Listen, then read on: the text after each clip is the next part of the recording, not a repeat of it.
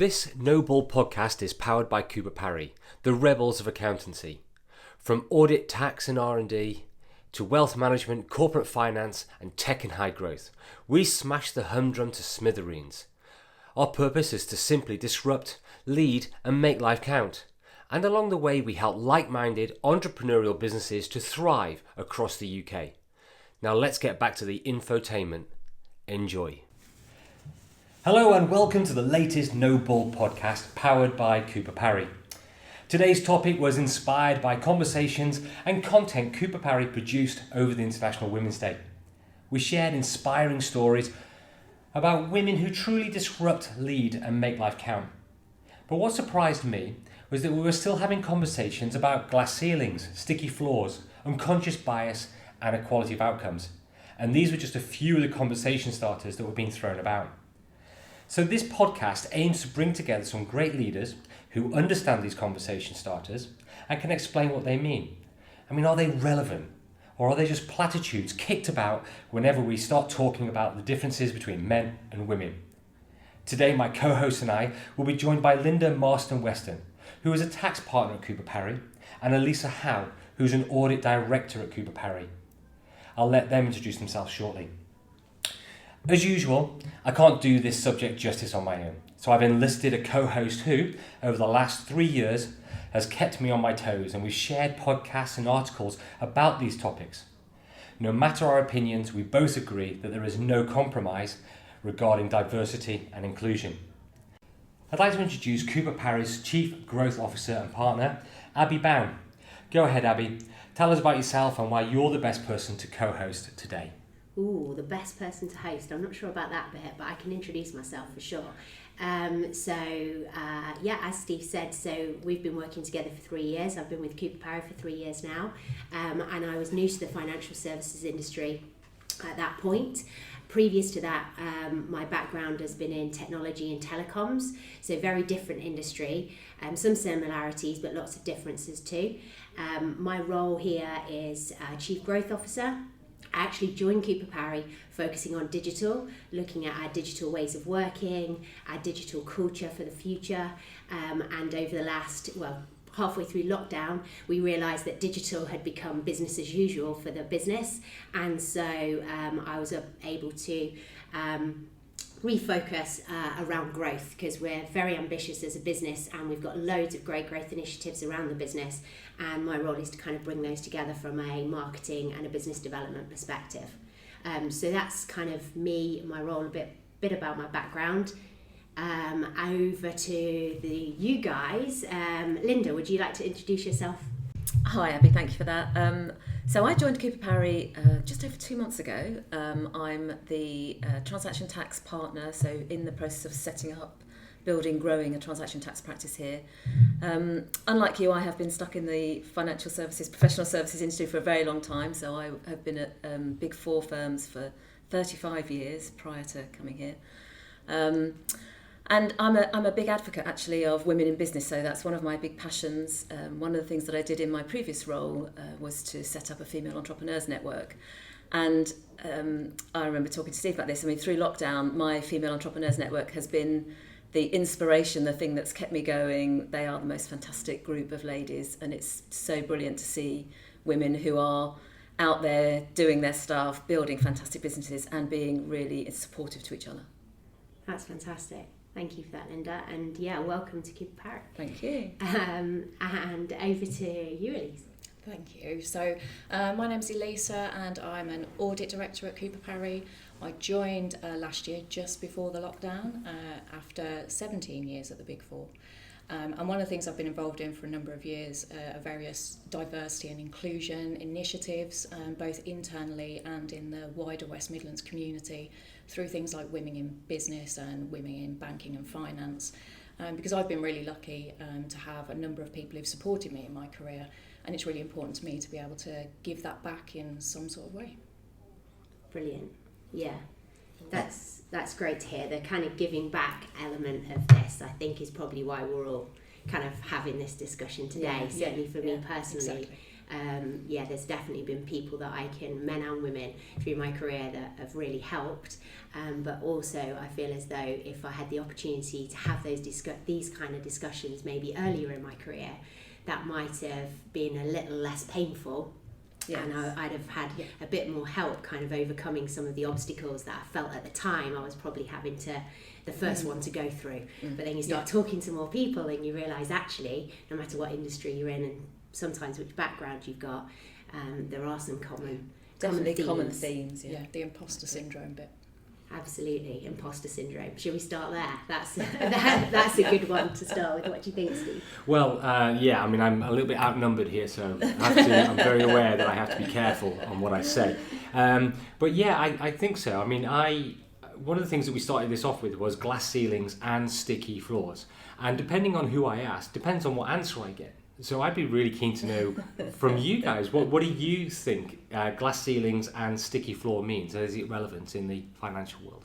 It's quite an interesting question, isn't it? Because when you asked that, I sat back and I thought, actually, do I know what the difference is between these two things? So, and I'm sure we'll all have different views like you found. But for me, so glass ceilings for me is around, I think, women being stuck in the sort of middle management role. So I see very often that women reach a certain point in their career and then you get stuck at that sort of, so you're quite senior but you're not quite at the top, and that's where you get stuck. So that for me is the glass ceiling piece, and I think that is very relevant in the professional services industry. I don't think sticky floors are such an issue. So sticky floors is more about, women where they start out, do women get stuck in sort of low paid menial more type roles? And actually, what I see in professional services, certainly from my experience, is that at the intake at the sort of lower level is actually almost more women than men. So there's no barrier to women joining professional services firms. The barrier is when you want to try and get to the very top of it. The other thing I would say, and we talk about glass ceilings, sticky floors. I was reading something the other day, and it was talking about glass cliffs, and actually that really resonated with me, because the glass cliff is about women who reach that position of leadership, but they find that they're in a really precarious position because there's no support around them. And they're often put in those positions where the business is having a tricky time, or, particularly, for example, through COVID, that happened quite a lot. And the sense is that women are great in those situations because we're more empathetic. Crisis. And then once you get past the crisis, the support's gone and you're not wanted anymore. So I think that's quite relevant too. Wow, I have not heard the glass cliff before. That's great. That's good. Well, I did a little bit of homework about this and a little bit of research. I think we spoke before about creating a wake. So women leaders, when they are moving forward, that behind them leadership, the lead ship, create a weight behind you and pull in those women behind you. So I'm wondering if when you get to that glass cliff, if you've got those people coming in behind you more, or maybe that will help with that. But I think it would help. But I think the challenge is when you're there, you're probably one of a very few that are there, and that's quite a lonely, cold place to be. Is it lonely for women, or just lonely for leaders in general when they get to the top? That's a great question. That is a really good question, yeah. I mean, I think in professional services, the way that these firms work is there's a partnership, and so often you find there are quite a lot, there'll be a lot of people at your level who are partners, and they're predominantly men. Yeah, and I guess that feeling of the cliff analogy kind of makes me think of kind of feeling very exposed, and that kind of element of them asking for help, being prepared to ask for help, and that actually being a positive. And sometimes maybe women are better at that than men are in some, that's a massive generalisation, but in some industries or in some situations, I'm sure that's possibly the case. But if you're feeling as if you're holding a torch and kind of you're creating the wake for all these women, there's an element of responsibility that goes with that actually can add to that imposter syndrome or the exposure of standing on the edge of a glass cliff, right? Yeah. Absolutely. And I think for me, glass ceilings actually, almost by the very fact we have a term for it, creates a problem, because effectively what we're saying is societal expectation is that you will be capped by something, and therefore you change your expectations for yourself at a really early level, because you know there's going to be this ceiling you've either got to break through on your own, or you've got to accept you're not going to make it any further. I really like that point. That's something we've talked about quite a lot before, isn't it? So There's an interesting discussion here about women, whether we help ourselves, or whether we're friend or foe to ourselves. Yes. Absolutely. I think so often, there's a lot of unconscious bias. We know we talk about this quite a lot. And it's not just about the men who have unconscious bias. I think the women have unconscious bias themselves too. Yeah. And often that will hold women back because they're brought up in this same environment where there's this expectation around what you can and can't do. Yeah. Yeah. That is really interesting. So I just remembered some more research I was doing. I've told you before, I embed myself in different platforms on women's groups and then just ask the question out live just to see what I got. Sounds really dodgy, Steve. I know. So it's mostly on Clubhouse. Those of you who are on Clubhouse, I go on to and I say, listen, I'm doing this. Can I ask this question? And it creates great debate. But what you were saying there about setting standards for ourselves, what I thought was really interesting is I went on a women's leadership group, and everybody in this group was CEO, founder, owner, entrepreneur, and I asked them, what is the biggest issues concerning women in business right now? And the answers I got were, exit strategy, raising funds, all the kind of stuff that business people at the top were wanting. But then when I went into the groups that were like you said before about middle management, senior management, not quite at the top yet, I asked them questions. Then they spoke about glass ceilings, sticky floors, unconscious bias, opportunity, having a voice at the boardroom table. And I wonder if that's what you're saying then about having that, are we failing ourselves, setting expectations at that level? I think women can be very critical, and I'm really generalising here, but I think, that women have a lot of strengths and, often, we perceive women to be more empathetic, they're more understanding, but actually on themselves, they are less empathetic and less understanding and very self-critical and often will, I suppose, talk themselves out of something because of that, the very nature of being so self-critical, I think. So I think we need to be less hard on ourselves. Yeah. I think, we don't need to be perfect to reach the top.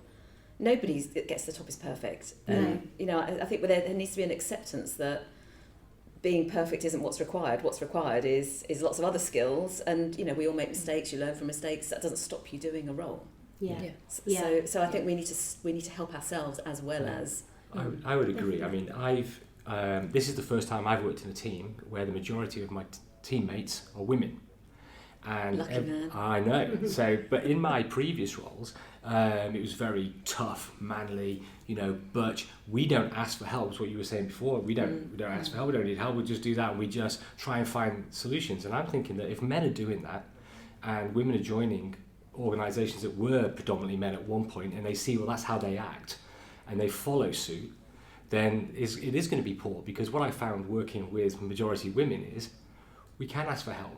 The workload is shared. The empathy you were talking about, that it isn't a weakness; it's a superpower. Yeah. And I think you're right.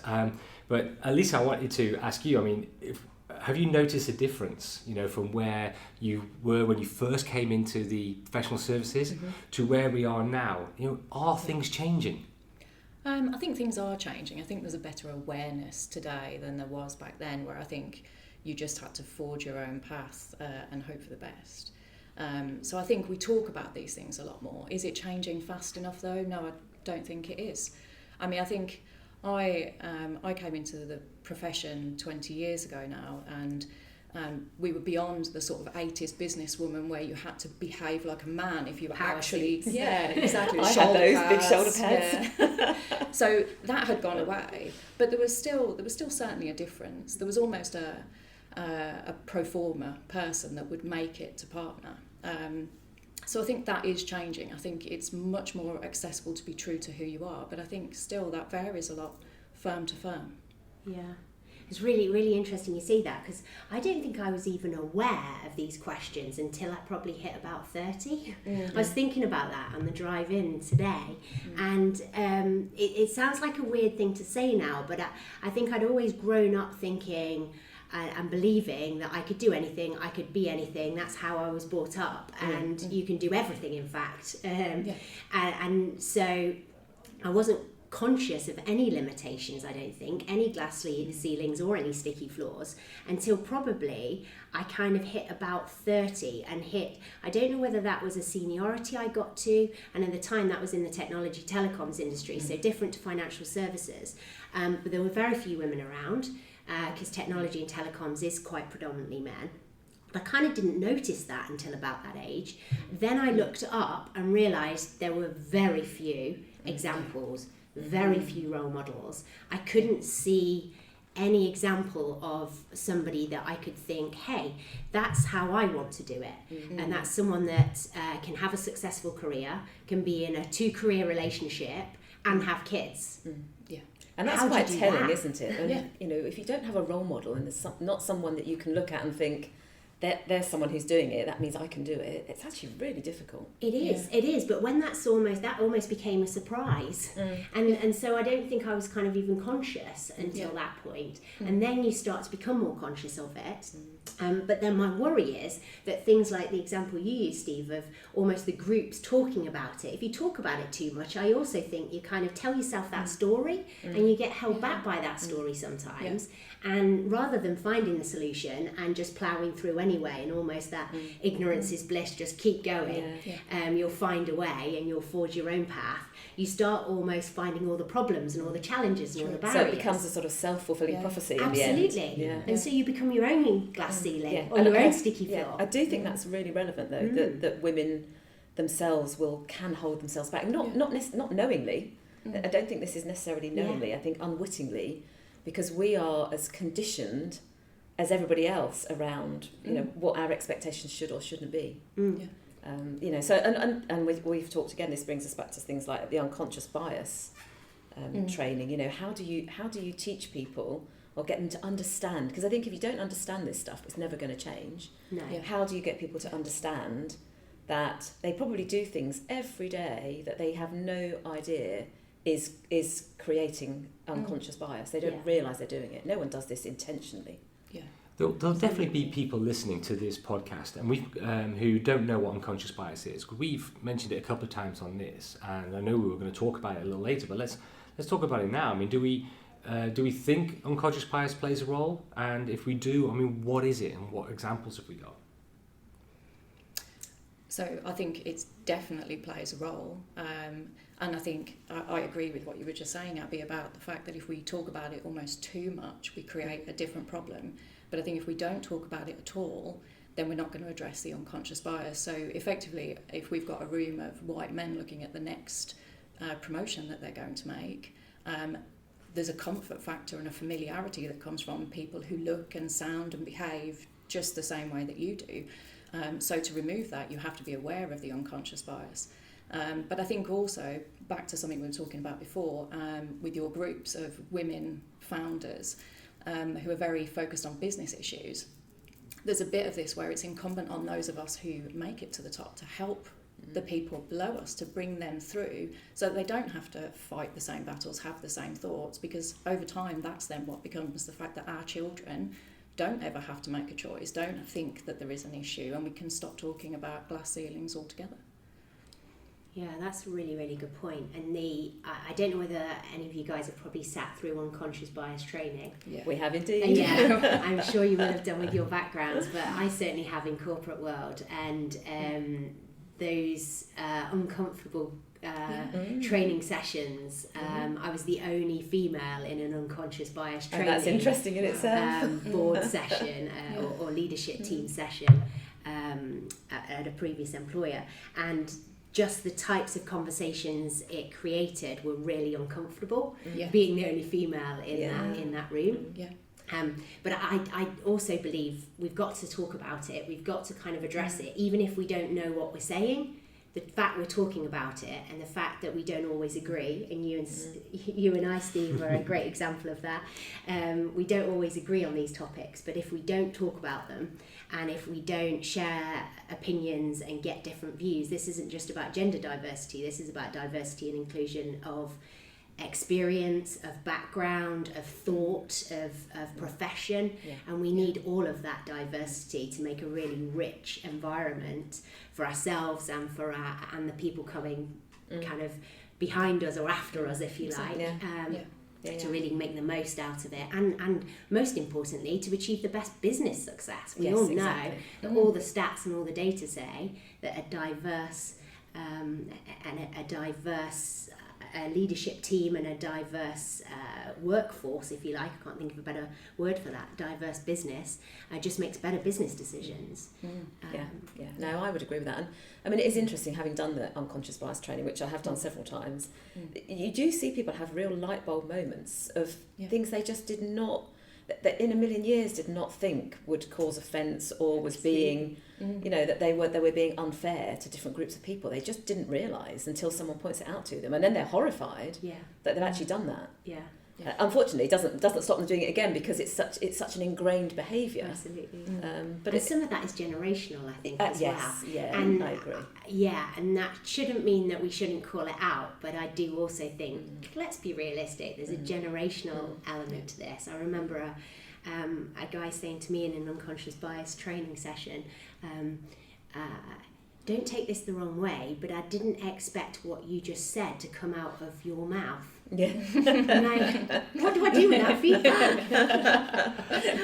The generational thing is and the generational thing is interesting, isn't it? Because my daughter always says to me, you know, well, we don't think like this. We, you know, our generation think differently. I think everybody's equal. We all think we can have what we want, do what we want.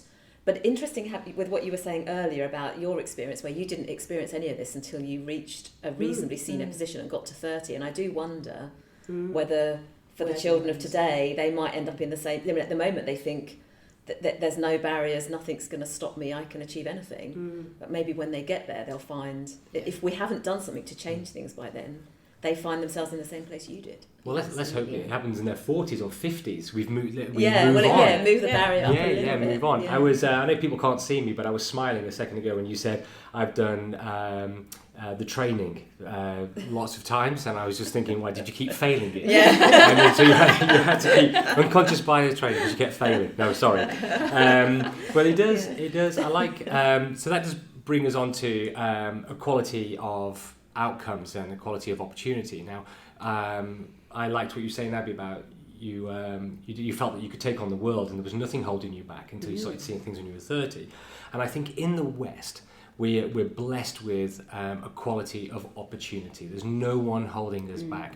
You know, schools, university, most parents are saying to their kids, you can be whatever you want to be. And we're pushing for people to do that, which is what I really, really love. I think one of the problems that we might have is equality of outcome. If we say it's 50-50, across the line, I mean, I don't think there's lots of women out there saying we want 50-50 members on the board. I've never heard anyone say I want 50-50 across the board to be a bricklayer. You know, we're not. It's not the same. But then again, there's nothing stopping women going off and being bricklayers. It's like there's not stopping men being a nurse. But there is a 99% female nurses, 99% female bricklayers. So in our industry, which is what we're focusing on, the financial industries, depending on what research you read, women are outperforming men at school, university, and getting recruited into financial services. And that's because of the choices they're making, and I think that's fantastic. But is that the reality, though, in the industry, in the financial world? Is it 50-50 all the way to the top? And if it's not, why not? This is the one industry we can have equality of outcome. That's a difficult one, Steve. I do, though, wonder whether, I don't know, I'd frame the question slightly differently, because that feels like a very kind of, you're winning. It's a game. There's an end point. There's you're going to win at this game of business, or you're going to win at this game of life, and that's not necessarily, I think, the way we should think about diversity and inclusion, because for me it feels a bit more like we should be having more of an impact and bettering what we do, which is a continuum. It's a continuum. It's a continual challenge and a continual opportunity to have. We talk at Cooper Parry about making life count. Well, what does making life count? What does that actually mean? It's not about winning a game, or it's not for me. It might be today might be getting to the top of that, and then it might be getting to the top of that, but it's more of a journey, if you like. And I think we should think about diversity and inclusion in that way. Not that the outcome is 50-50, or the outcome is getting this percentage of people through this level of seniority in a business, but more about actually us all enjoying the process and creating something better by doing it together. Yeah, that makes sense. So it doesn't really matter whether you're male or female, whether you're from the north, whether you're from the south, you know, so it's what all... colour your skin is, what your background is, what your educational background is. It sounds kind of maybe a little bit cheesy, but that kind of infinite game of life and of business and bettering things, I don't think we should think of necessarily in the point of input, output, game one, number one in this, leader in that, because I think there's kind of a bigger impact that I think certainly as you mature through your years as well, you kind of start thinking about, well, actually, how can I actually have more of an impact and give back more, or have more of an impact on society or the environment or the next generation, and that feels a little bit more motivational than 50% of the board is now women. I mean, I would agree with that, in that I don't think the target, it's not about achieving 50-50, but it is about achieving a quality of outcomes in that if somebody wants to have that career, wants to become a partner, talking about professional services, then they're not held back from that, or there aren't barriers there that are stopping them to get there. So that it's about giving people the chance, if they want to have that chance, to do what they want to do. Yeah. Having a true choice. Yeah. I mean, one interesting point on some of this stuff is that, you know, we're women talking about this. There's a lot of women talking about this. Yeah. My view is we will never change things if we don't get men talking about this and believing that this is something that needs to change, or something that they want to try to help to change. And I think that means the story is exactly your point. So the story needs to be more about, this is good for everybody, and this is about benefiting everybody. Yeah. This isn't about benefiting women. That's not what we're talking about here. Yeah. What we're talking about here is building a business that's better for everybody. Yeah, or a world. And the men benefit as well as the women. And I think we need to do something to get the men on the page and on that journey alongside us, and understanding that this isn't about women, it's about making business more rounded, more diverse, better, more successful. How do we do that? Well, that's the $60 million question, isn't it? I agree. I totally agree. I mean, I truly believe that men and women are two sides of the same coin, and we should be looking at our outcomes, our legacy. What do we leave to the world? And I don't know. I mean, is it just about conversation? Is it we do more of this?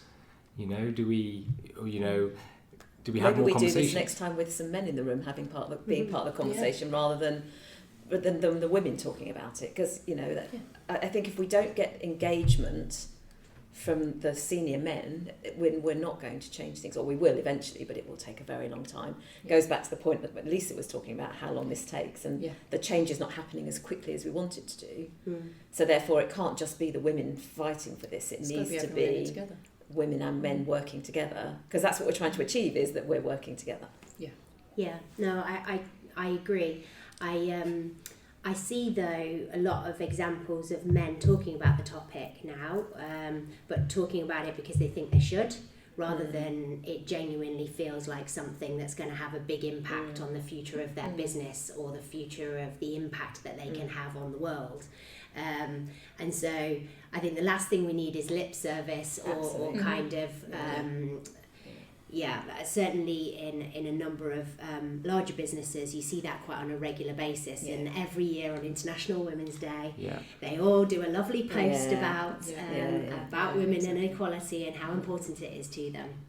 And we've got to raise the bar on the expectation there. Yeah, I mean, it's interesting, because one of the things that I think makes a big difference is sponsorship, mentoring and sponsorship. And we may come on to talk about this more generally anyway, but I mean, one thing that you could do is we could charge some of the the men in the senior positions with sponsoring some of the female talent, because I've done a lot of mentoring and sponsoring of female talent, because it comes back to that point about giving back and trying to pull people along, but I'm still another woman helping another woman. So is there a way that we can get some of the senior men to be doing the sponsoring and the mentoring of the women? And maybe as they work more closely with them, they'll, they might have an epiphany moment. Or if we have all the senior people sponsoring someone who is not like them. Yeah, exactly. So it doesn't have to be women, like all women. This can just be about deliberately going out of your way to help and mentor someone who is not like you, because that's going to help your thought process too in terms of expanding the way you think about it. And it's really interesting because with sponsorship mentoring, the mentor often learns as much as the mentee. So I sort of think there might be a little bit of an idea here. So if you could, do that, you sponsor or mentor somebody who's different to you. I think that could be quite interesting. Yeah, I really like that idea. I also think kind of ideally as well doing it across organisations and outside of getting that then different thinking, different background, different industry. That I find really exciting and inspiring because you can really then benefit from different thought, like you say, on both sides as a mentor or as a mentee. I know, because obviously I was going to ask you guys how do we fix all of this, and I think we've come up with a couple of solutions there. That's an off the cuff thought. Actually, I know. I definitely think that more. I agree with you. More conversation, getting men involved. Absolutely. I really liked what you were saying there about why are we doing this? Are we doing it for points? How often do we see on LinkedIn? I know I'm going to say this in the wrong way, but a female leader paraded out on social media as, aren't we fantastic because they've just won this award. Somebody we know, I won't mention their name just in case, but they won an award for being an amazing female leader for a company that was promoted globally, and all the article was written about was about them being female in that industry. But I knew this person, all right, and she's terrifying in business. She's a go-getter. She's not your I don't know, the old phrase would be ball breaker, making it 80s power suit. No, she knew what she wanted. She went out and got it, and it wasn't because she was a woman. No, she was a great leader. Yes. So I would like to get rid of that as well. But I don't know. Do we have to go too far one way to be able to bring it back into the centre? Sometimes I think sometimes you do have to go, you almost have to over dramatise something to have an impact, to then for it to find its level. And I think that's okay as long as we know we're doing that for the right reasons. Though I think it comes back to something you were saying at the beginning, Lisa, about almost it's touching on the imposter syndrome, but also the vulnerability that links into that, and being almost being willing to share that, and the power that can have, and the almost. I don't think we should over dramatise that, because that's actually really vulnerable and actually very personal. And that's not about awards and about showcasing a female leader just because she's female, but not because she's an awesome leader. I think there's more, though, we should be talking about and being honest and open about in that kind of softer side of vulnerability for men as much as for women. And you're a massive advocate as that as well, Steve, right? The impact and power of vulnerability for men, and the fact that that's really needed.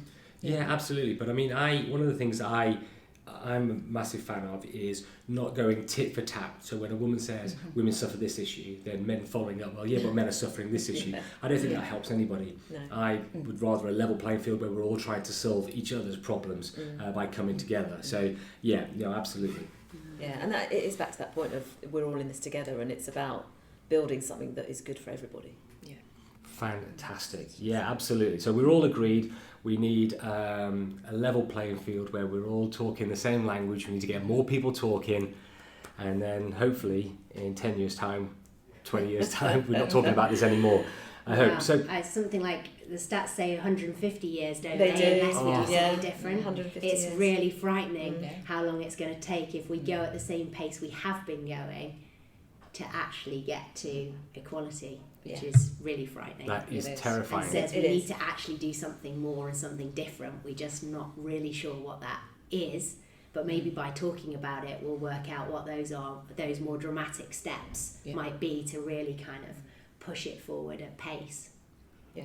Well, I think getting you three in the room is a great start. I'm hoping that this podcast has gone some way to bringing that 150 down to at least 145. So that'll be cool. But part of our themes for the podcast is we always like to get you guys to do a 30-second elevator pitch if we're in America, lift pitch.